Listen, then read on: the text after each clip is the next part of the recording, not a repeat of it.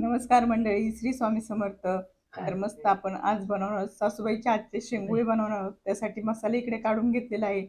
आम्ही लसूण पाकळ्या सोलून घेतलेल्या आहे आणि त्यात कोथिंबीर, लाल मिरची आणि चवीनुसार मीठ. इकडं शेंगुळ्यासाठी पीठ घेतलेलं आहे, सासूबाईंनी छान चाळून घेतलेलं आहे.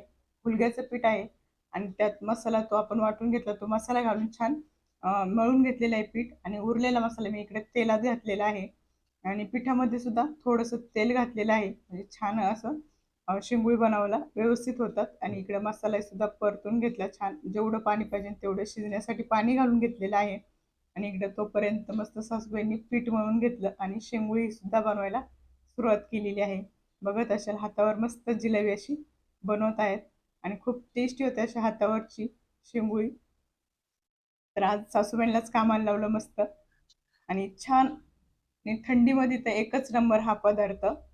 थंडीमध्ये एक खाल्लं पाहिजे, गरम असतं तर खूप छान लागतं टेस्टी. आणि तुमच्याकडं हा पदार्थ बनवतो का? बनला जातो का नक्कीच सांगा. आणि बनल्या जात असेल तर त्याला काय म्हणतात तेही सांगा. तर या पद्धतीने सर्व मी म्हणजे सासूबाईंनी सोडून घेतलेलं आहे, छान उकळलं पाणी आणि पाण्यात सुद्धा चवीनुसार मीठ घातलेलं आहे आणि पूर्ण शिजवून झालेले 1 तासभर शिजवून घेतले. आणि कशी वाटते नक्कीच सांगा. तुमच्याकडेही बनवत असेल तर आवडलं असेल तर लाईक करा, शेअर करा.